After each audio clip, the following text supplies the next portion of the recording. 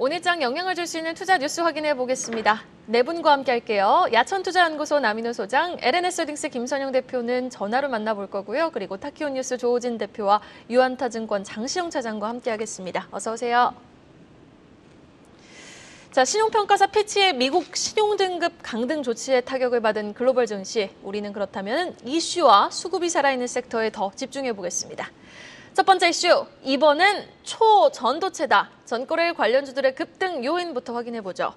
어제 초전도체 관련주로 묶이는 8개 종목이 무더기 상한가를 기록을 했습니다. 다소 생소한 분들 많으실 것 같습니다. 과연 초전도체가 어떤 물질이며 실체가 있는 기술인지, 상한가 직행에 성공한 기업들은 어떤 연관이 있는지 좀 짚어주시죠. 네.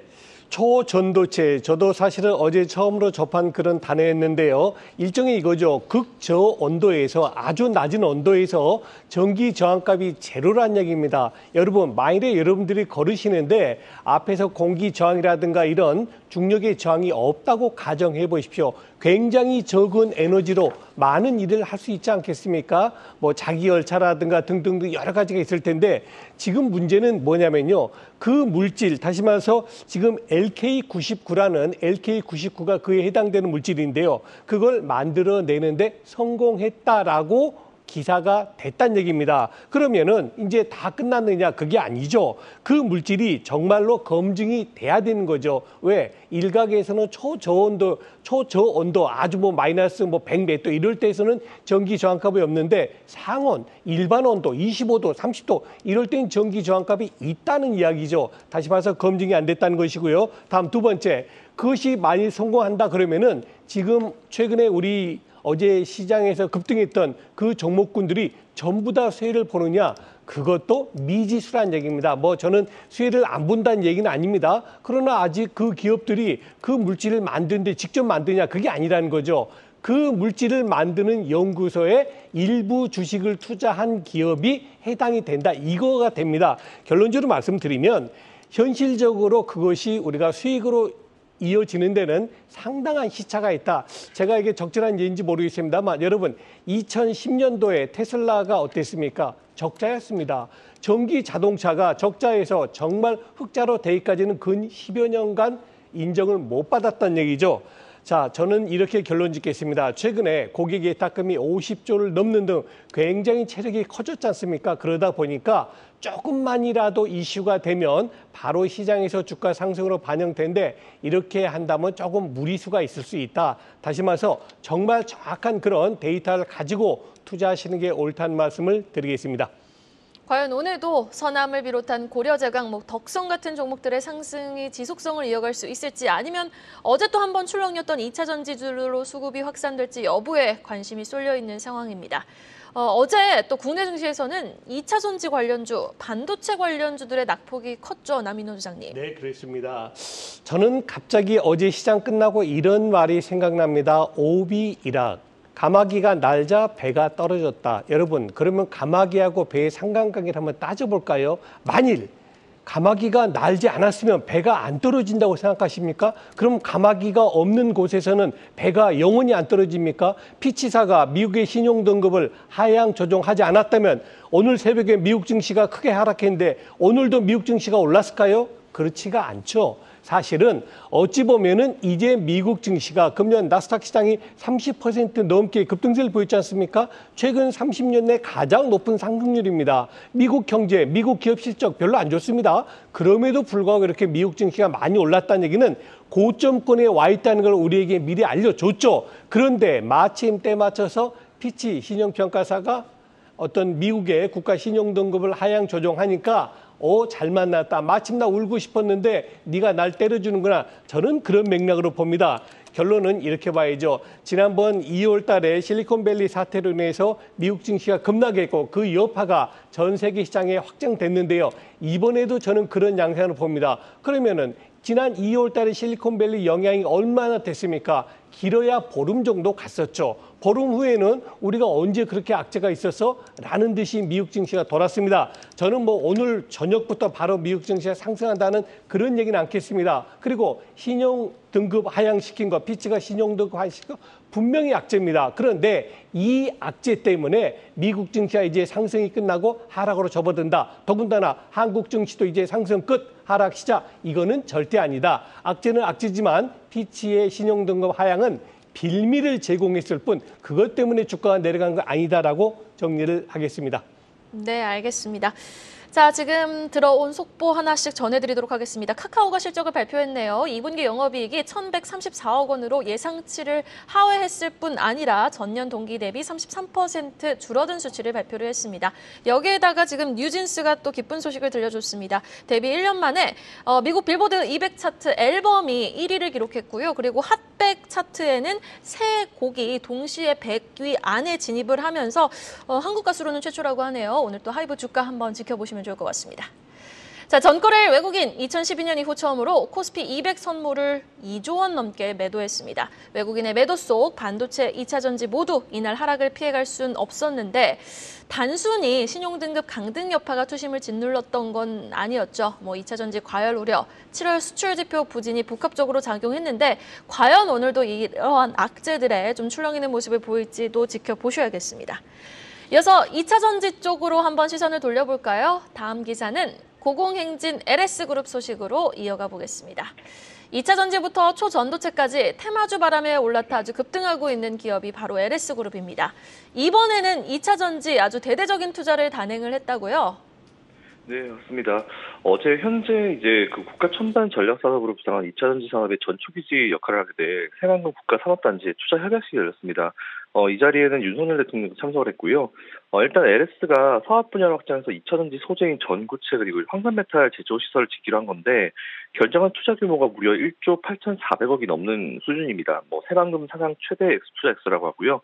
일단 LS 같은 경우는 올해 안에 34만 제곱미터, 이제 보통 축구장으로 48개 정도 규모인데 이 소재 공장 착공에 들어가서 2028년도까지 1,400명이 넘는 인력을 고용한다는 그런 계획이 나왔습니다. 일단 배터리를 둘러싼 미중 패권 전쟁으로 관련 소재 산업이 중국을 벗어났지 새만금 쪽에 뭔가 넘어오게 된 것도 사실 굉장히 좀 운이 좋은 호재성 이슈라고 보시면 될 것 같은데 앞으로 새만금에 6,000개가 넘는 일자리가 창출될 것이라고 전망까지 나오고 있습니다. 근데 항상 이 전망이 잘 안 맞는 경우가 많은데 어쨌든 일자리 창출을 위해서는 아무래도 이제 지역 차원의 인력 양성도 굉장히 중요한 핵심 과제로 떠오릅니다. 그렇기 때문에 고용 효과를 좀 제대로 흡수하기 위해서 이런 노력도 좀 필요할 것 같으니까 이번 체크하시면 될 것 같고요. 이게 당장 오늘 LS그룹의 주가에 어떤 영향을 미칠지는 모르겠습니다. 근데 이게 만약 이렇게 진행된다고 하면은 중장기적으로도 괜찮은 모멘텀이 될 수 있으니까 이번 참고해 보시면 좋을 것 같습니다. 네, 전거래일 에코프로와 포스코가 흔들릴 때도 LS그룹주는 굳건했거든요. LS그룹주 가운데 여전히 매수 관점 유효한 종목이 있을까요, 장시용 차장님?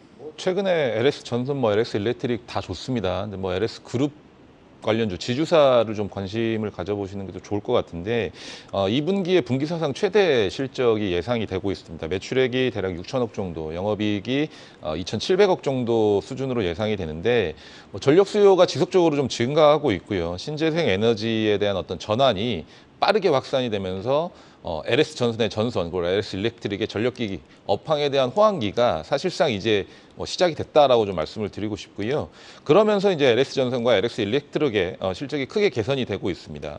2012년에 1분기 영업이익이 2,445억 정도가 나온 적이 있었는데 당시에는 LS 니코동 재련, 그러니까 금 가격이 폭등하면서 단기에 좀 급등했었던 점이 있거든요. 근데 11년이 지나서 지금 최대 실적 경신이 예상이 되는데 이번에는 일회성 요인이 아닌 주력 사업의 호황에 입은 것이기 때문에 양쪽으로도 질적으로도 한 차원 높은 실적 상승이 예상이 되고 있습니다. 그리고 이게 하반기로 갈수록 더욱더 그런 어떤 실적에 대한 상승치가 좀 가팔라질 것으로 예상이 되는데 LS전선의 신규 해저 전력선 공장이 하반기에 좀 본격적으로 가동이 되니까 이거는 자회사의 모든 제품을 통틀어서 가장 높은 마진을 기록하는 제품이 해저 전력선입니다. 그래서 업황 호재에 따라서는 고수익이 지속적으로 예상되기 때문에 그런 부분들 좀 감안했었을 때 자회사들의 실적이 계속 좋아지고 또 2차 전지 관련된 이슈들도 이어지고 있고 또한 초전도체 관련된 이슈까지도 같이 받고 있기 때문에 좀 현재 모멘텀을 가장 많이 받을 수 있는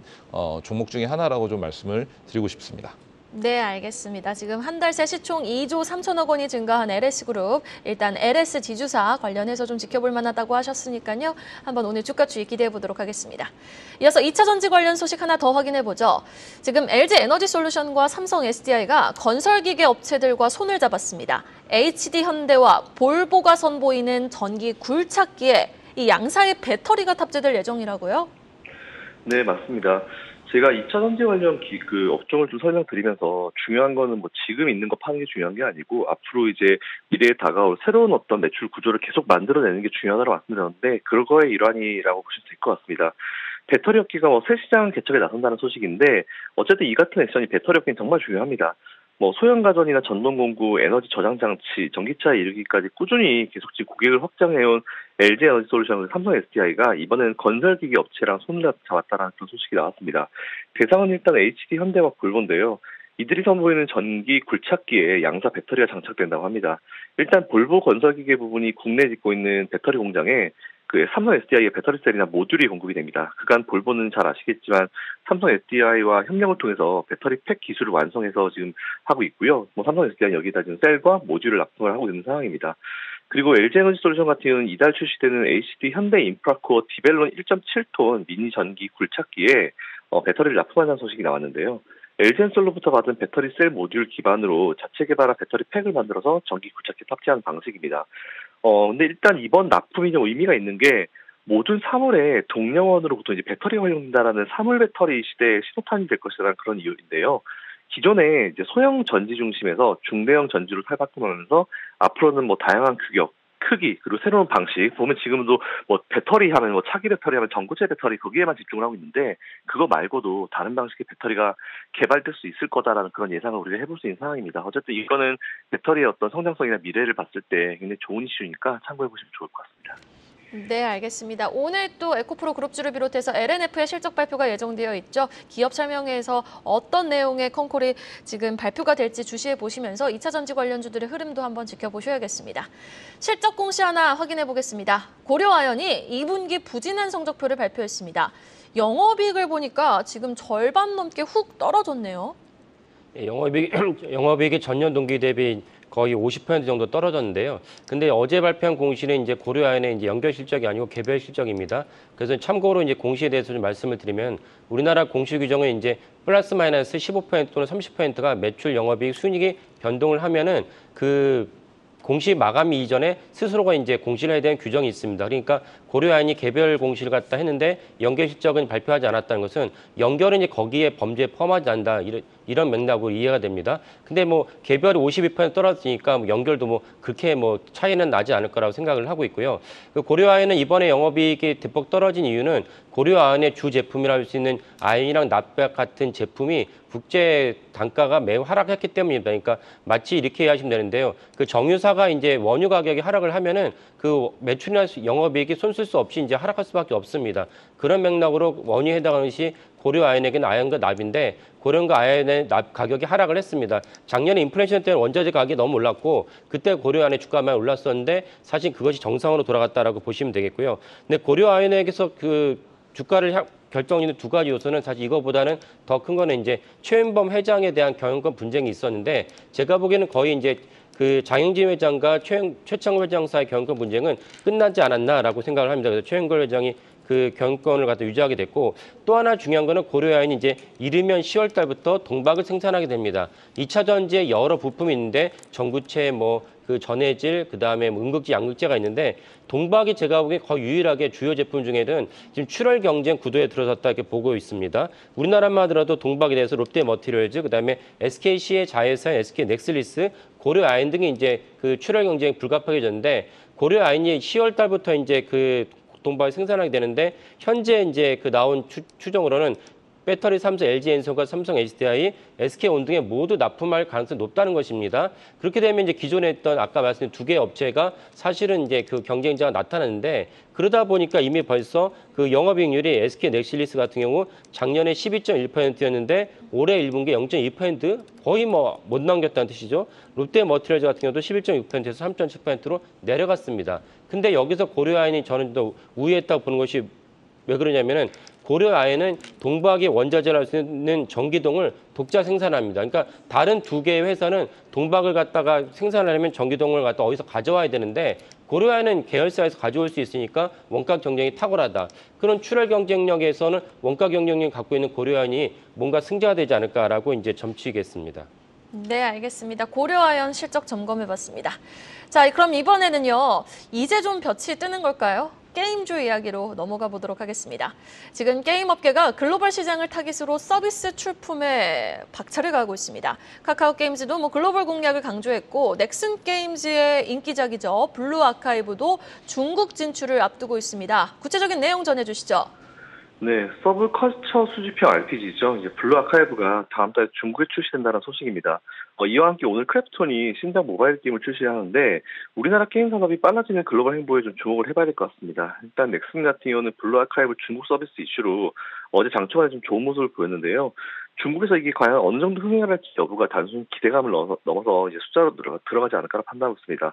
또한 크래프톤도 신작인 디펜스 더비를 오늘 출시하는데 사전 계약자가 일단 100만 명 이상이라고 하니까 어느 정도 기대감은 가지고 있는 것 같은데 문제는 이게 최근에 보면 우리나라 그 게임 기업들이 기대감은 항상 가져가는데요. 근데 그 이후에 이게 연결이 잘 안 되고 있는 것 같아요. 근데 이번 게임 같은 경우는 조금 연결이 잘 돼서 이게 좀 중장기적으로 매출을 좀 잘 기인했으면 좋겠습니다. 네, 지금 게임주 주가들이 기업별로 좀 희비가 엇갈린 상황입니다. 어제 같은 경우에는 위메이드 그룹주들이 일제히 좀 급등하는 모습을 보이기도 했고 넥슨 게임즈 같은 경우는 증권사 TP가 계속해서 상향 조정되고 있는 모습이거든요. 신작 기대감이 살아있는 종목, 어떤 종목 보고 계십니까? 신작 기대감이 살아있다라기보다는 최근에 이제 게임주들 중에 대형 게임사들 중에 기대감이 좀 많았던 종목들인데 NC소프트도 좀 주가 행보가 좀 좋진 않고 크래프톤도 사실은 기대 이상만큼 주가가 좀 고공행진을 하고 있지는 않습니다. 그래서 크래프톤에 대한 고민들이 좀 많으실 것 같은데 결론부터 먼저 말씀드리면 크래프톤은 지금 현재 수준에서 조금은 매수 관점으로, 그러니까 매수 포인트를 잡는 관점으로 좀 생각을 해보시면 좋을 것 같습니다. 2분기 실적은 사실은 썩 좋지는 않습니다. 다만 컨센서스에는 좀 부합할 것으로 좀 보여지는데 그래도 무난한 실적이다라고 좀 실적이 나올 것으로 좀 예상이 되고 있습니다. 그래서 영업이익은 1분기 대비 대폭 축소되었던 마케팅 비용 그리고 일회성 비용 감소가 정상화되고 있고요. 그리고 매출 부분은 사실은 PC라든지 이런 이 PC 쪽이라든지 모바일 쪽이라든지 트래픽 효과라든지 또는 이 소극적인 프로모션으로 예전만큼의 수준으로 회복되지는 않을 거지만 어느 정도까지는 나올 것으로 좀 예상이 되고 있습니다. 다만 신작이 출시된다라고는 하나 모바일 쪽에 오늘 신작이 출시된다라고는 하나 이게 크게 실적에 바로 영향을 미칠 것 같지는 않거든요. 그래서 아직까지는 대작에 대한 기대감이 좀 더 큰 것 같습니다. 그래서 여전히 신작 모멘텀이 좀 부족하다라는 부분 말씀드리고 싶고요. 다만 회사가 쌓아놓은 현금이 많기 때문에 투자라든지 퍼블리싱 이런 부분들에 대한 계약이 지속적으로 좀 이루어지면서 하반기에 뭔가 큰 M&A라든지 또는 큰 건의 퍼블리싱이라든지 이런 부분들이 좀 지속된다 보면 그런 부분들이 실적으로 좀 이어질 가능성이 있습니다. 그래서 주가가 상장 이후에 지속적으로 좀 하락을 하고 지금은 밑에 아랫부분에서 좀 자리를 잡아가는 과정이라고 좀 보시면 될 것 같은데 그런 부분에서 뭔가 매수 타이밍을 제대로 좀 잡으신다고 한다면 하반기에 또는 내년에 좋은 어떤 뉴스가 있었을 때 그 부분을 온전히 다 수익으로 돌려낼 수 있기 때문에 지금은 그런 준비를 하실 수 있는 구간이다라고 좀 말씀을 드리고 싶습니다. 네, 알겠습니다. 당장 신작이 어떤 게 출시되는지 여부에 주목할 게 아니라 전반적인 그림을 그리고 흐름을 한번 지켜보는 게 중요할 것 같습니다. 크래프톤 언급해 주셨습니다. 마지막으로 실적 하나 더 체크해 보겠습니다. 대한항공입니다. 여행객 급증에도 불구하고 지금 부진한 성적표를 내놨거든요. 구체적인 이유 어디에 있을까요? 그러니까 사실은 이제 그 전년에 너무 이제 좋은 호실적을 냈다고 볼 수가 있습니다. 왜냐하면 이번에 실적을 갖다 대한항공이 두 개 부분이죠. 그러니까 우리가 이제 보통 승객 부분이 있고 화물 부분이 있는데 대한항공은 원래 코로나 이전에 화물이 이렇게 많지 않았습니다. 지금 실적이 나오고 있는데 대한항공의 이번 실적을 보면 이제 그 그래프로 이제 보실 수 있겠지만은 전년에 너무 실적이 좋았다가 이번에 좀 실적이 꺾였다. 근데 전년에 호실적은 이제 승객 부분이 주도한 것이 아니고 화물 부분이 주도했습니다. 화물 부분이 주도했는데 화물 부분이 이번에 거의 50% 이상이 깎였습니다. 그러다 보니까 전체적으로 실적이 이제 떨어졌다 보시면 되겠고요. 그러면 이제 왜 화물 부분이 왜 떨어졌나 보신다면은 사실은 정확하게는 좀 더 스터디를 해봐야겠지만 중국 경기가 너무 안 좋아서 사실 그 부분이 영향이 있지 않을까 싶습니다. 그러니까 대한항공의 본질은 이제 승객 부분이기 때문에 승객 부분 우리가 주지하다시피 다 이제 여름철 휴가 맞이해서 대부분 이제 떠나지 않으십니까? 그러니까 승객 부분은 여전히 견고하다 이렇게 볼 수가 있고 더불어서 이제 대한항공과 어떤 경쟁사를 할 수 있는 세계 유수 항공사들 뭐 델타라든지 뭐 아메리카 에어라인이지 이런 데를 보면 다 실적이 좋고 이제 매출도 좋습니다. 그러니까 그런 점에서 대한항공도 사실은 긍정적이라 보시면 되겠고 그리고 이제 대한항공에 대해서 작년에 PBR이 1.31이었 작년 7월에 1.31이었는데 올해 PBR이 1.07입니다. 그러니까 작년보다도 이렇게 코로나가 풀렸는데 올해보다 PBR이 낮다는 것은 너무나 저평가를 받고 있다 이렇게 볼 수가 있습니다.